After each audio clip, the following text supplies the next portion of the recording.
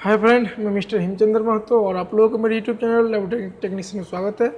दोस्तों, मैं आज जो लेकर आया हूँ वो टॉपिक है पैस स्टेनिंग, जो कि एक स्पेशल स्टेन है। क्या है यह? एक स्पेशल स्टेन है। ये जो रूटीन स्टेन जो होता है हेमेटोक्सिलिन इओसिन स्टेन, इससे इसका पता नहीं चलता है, जिसके कारण ये स्पेशल स्टेन के द्वारा कुछ स्टेन माने कुछ मटेरियल को प्राप्त जानकारी के लिए हम लोग करते हैं। ठीक है, तो ये स्पेशल स्टेन क्या है? यह है पैस स्टेन। ये पैस स्टेन किस में आता है? एक स्पेशल स्टेन के अंदर आता है। ठीक है, तो स्पेशल स्टेन के अंदर आता है ये पैस स्टेन। तो पैस स्टेन हम लोग करते क्यों हैं, पर्पस क्या है, प्रिंसिपल इसका क्या है, रिक्वायरमेंट क्या होता है पैस स्टेन करने में, और प्रोसीड्योर क्या है इसका, और रिजल्ट क्या है। ठीक है, यही इसी के बारे में हम लोग आज चर्चा करेंगे। ठीक है, तो यदि ये वीडियो आप लोग अच्छा लगेगा जरूर लाइक कीजिए, कमेंट कीजिएगा और अपने दोस्तों को ज़्यादा से ज़्यादा शेयर कीजिएगा, ताकि और मैं न्यू वीडियो जो भी लाऊं वो सभी तक पहुंचे। और ज़रूर इस चैनल को लाइक कीजिएगा, सब्सक्राइब कीजिए और शेयर कीजिएगा अपने दोस्तों को। यदि जल्दी अच्छा लगे तो, नहीं तो डिसलाइक कर दीजिएगा और इसके कारण भी बता दीजिएगा क्यों डिसलाइक किए हैं। ठीक है, आइए अब चलते हैं अपने टॉपिक की ओर। तो आइए हम जानते हैं कि पैस स्टेनिंग क्यों करते हैं। तो सबसे पहली बात है कि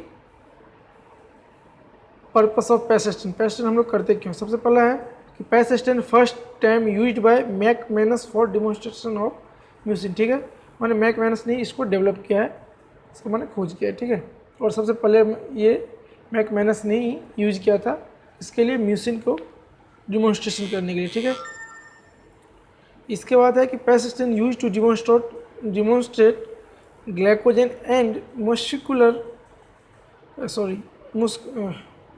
muscular substance that is glycoprotein, glycolipids and mucin in the tissue। ठीक है, नेक्स्ट क्या है, पैस is used for diagnosis of hepatocellular carcinoma.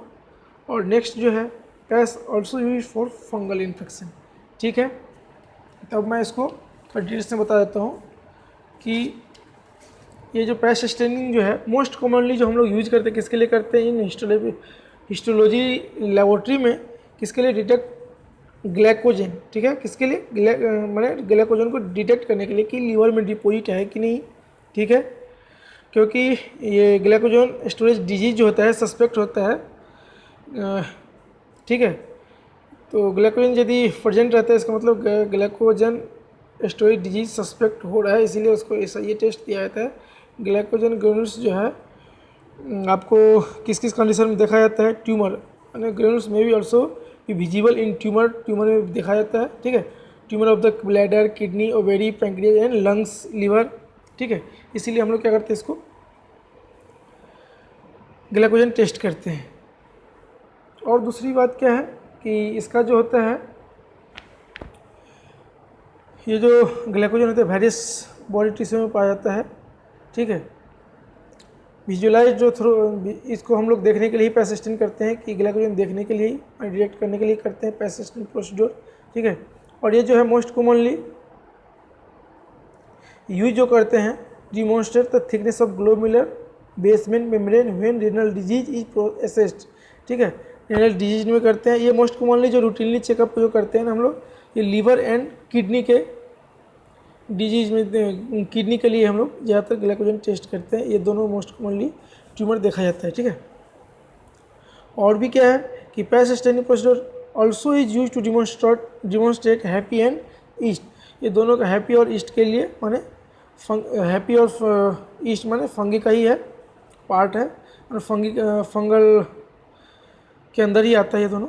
ये क्या है, मोस्ट कॉमनली फंगल के लिए हम लोग भी, फंगल स्टेन के लिए भी हम लोग माने इसको करते हैं। मोस्ट कॉमनली जो इसमें फंगल पॉजिटिव पाया जाता है, पैस रिएक्टिव जो पाया जाता है होता है Candida albicans, Aspergillus fumigatus and Cryptococcus neoformans. ये तीन जो है मोस्ट कॉमनली आपको पैस रिएक्टिव पाया जाता है। पैस स्टेन करने के बाद मोस्ट कॉमनली देखा गया है कि ये तीनों पाया जाता है। ठीक है, और क्या होता है कि इसमें क्या होता है, न्यूट्रल म्यूसिन जो होता है ना, न्यूट्रल म्यूसिन जो कि गैस्ट्रो इंटेस्टाइनल ट्रैक्ट में होता है, और कुछ इपिथेलियल में भी होता है, इपिथेलियल म्यूसिन जो होता है ये पैस पॉजिटिव होता है। ठीक है, इसके बाद अपन चलते हैं कि प्रिंसिपल क्या है इसका। इसका जो मेन प्रिंसिपल होता है, मैं हिंदी में बताते जाता हूँ, यहाँ पर अंग्रेजी में दिया गया है, आप देख लीजिएगा। मेन जिसका प्रोसीड्योर क्या प्रिंसिपल क्या होता है कि periodic acid react with aldehyde group of carbohydrate after that it again react with the Schiff reagent produced red और पर्पल कलर। इसका मतलब ये हुआ कि जब हम लोग सबसे पहले क्या होता है, पर आयोडिक एसिड क्या होता है, अल्डिहाइड ग्रुप मन कार्बोहाइड्रेट का अल्डिहाइड ग्रुप से रिएक्ट करता है। रिएक्ट करने के बाद फिर हम लोग क्या करते हैं, जब सिप रिएजेंट डालते हैं प्रोसीड्योर में, तो फिर उसके साथ क्या होता है, अल्डिहाइड ग्रुप जो होता है उसके साथ रिएक्ट करके और रेड कलर या तो पर्पल कलर प्रोड्यूस करते हैं। ठीक है, ये इसका मेन प्रिंसिपल होता है। जैसे कि अभी बताए थे कि इसमें फंगल स्टेन भी होता है, माने कुछ फंगल भी हम लोग डिटेक्ट करते हैं। यदि आपको कन्फर्मेशन करने के लिए यदि चाहते हैं तो फिर अलग इसका स्टेन आता है, GMS स्टेन होता है, Gomori methenamine silver nitrate technique के द्वारा भी हम लोग फंगल को डिटेक्शन करते हैं। ठीक है, अब आते हैं कि पैस जो टेस्ट करेंगे पैस स्टेन, उसके लिए रिक्वायरमेंट क्या क्या होता है। उसके लिए जो रिएंट होता है रिक्वायरमेंट 0.5% पर आयोडिक एसिड सॉल्यूशन, जिसको कैसे बनाया जाता है ये भी यहाँ पे दिया गया है। ठीक है, इसका बनाने का जो तरीका यहाँ पर दिया गया 0.5 mg होता है आयोडिक एसिड और प्लस 100 ml डिस्टिल वाटर होता है। ठीक है, नेक्स्ट क्या है सिप रिएंट, इसको भी बनाने का तरीका है। जैसे यहाँ पर दिया गया है कि 1 ग्राम क्या होता है, बेसिक फॉक्सिन लेते हैं किसमें 100 ml बॉइलिंग डिस्टिल वाटर में। ठीक है, इसके बाद क्या करते हैं, उसको हम लोग कूल कर देते हैं 60 डिग्री टेम्परेचर पर और उसको क्या करते हैं, फिल्टर कर लेते हैं। ठीक है, नेक्स्ट में हम कहते हैं बी नंबर में कि 20 ml आप हाइड्रोक्लोरिक एसिड लेकर के, ठीक है, so cool further and add, मतलब उसको अच्छा से और कूल कर दीजिए और उसके बाद उसमें ऐड कर दीजिए कितना 1 ग्राम सोडियम मेटाबाई सल्फाइड। ठीक है, और इसके बाद उसको अच्छा से मिक्स कर दीजिए। ठीक है, और सी में क्या दिया है अगेन, और उसको क्या करेंगे मिक्स करके उसको 24 से 48 घंटे तक हम लोग क्या करते हैं, उसको डार्क प्लेस में रख देते हैं। ठीक है, इसके बाद फिर हम लोग क्या करते हैं सॉल्यूशन को उसको स्ट्रॉ कलर के बोतल में उसको फिर हम लोग उसको जब ये सॉल्यूशन क्या होता है स्ट्रॉ कलर का हो जाता है तो फिर हम लोग क्या करते हैं उसमें ऐड करते हैं, क्या ऐड करते हैं 300 mg एक्टिवेटेड चारकोल हम लोग क्या करते हैं उसी में सॉल्यूशन में ऐड कर देते हैं। फिर एक्टिवेट को उसको ऐड करने के बाद क्या करते हैं उसको हम लोग अच्छा से मिला देते हैं। ठीक है, बोतल में उसको दे करके उसको अच्छा से मिला देते हैं। फिर उसको क्या करते हैं फिल्टर करके, और फिल्टर करने के बाद उसको हम लोग स्टोर कर देते हैं कितने डिग्री टेम्परेचर पर 28 डिग्री टेम्परेचर पर। ठीक है, ये इसका प्रोसीड्योर होता है किसका सिप रिएंट का, माने प्रिपरेशन करने का तरीका होता है। इसके बाद हम लोग आते हैं कि तीसरा नंबर में क्या दिया 0.1 gram of light green in 100 ml। हम लोग क्या करते हैं कि लाइट ग्रीन जो होता है एज ए कॉन्ट्रास्ट यूज करते हैं या तो हैरिस हेमाटोक्सिन, ये दोनों में से कोई एक चीज़ हम लोग एज ए काउंटर हिसाब से कॉन्ट्रास्टेन के लिए हम लोग यूज करते हैं। ठीक है, ये दोनों में से कोई एक कॉन्ट्रास्टेन के लिए इसको हम लोग यूज करते हैं। अब चलते हैं अपन लोग प्रोसीड्योर में सबसे पहले क्या किया जाता है कि डी पैराफिनाइज्ड किया जाता है सेक्शन को। इसके बाद क्या कहता है हाइड्रेशन, माने सेक्शन के अंदर पानी भरा जाता है, हाइड्रेशन किया जाता है। तो हम लोग इसके लिए क्या करते हैं सबसे पहले 90% एल्कोहल में देते हैं, इसको 80, 70 एंड 60 में लास्टली देते हैं। फिर उसको क्या करते हैं डिस्टिल वाटर से वॉश कर देते हैं। फोर्थ क्या है इसका 0.5% पर आयोडिक एसिड हम लोग 5 से 10 मिनट के लिए रख देते हैं। फिर उसको क्या करते हैं वॉश करते हैं रनिंग टैप वाटर में फिर 2 मिनट के लिए। ठीक है, इसके बाद फिर हम लोग क्या करते हैं स्टेन सिप रिएंट देते हैं किस पे सेक्शन के ऊपर में 10 से 15 मिनट के लिए।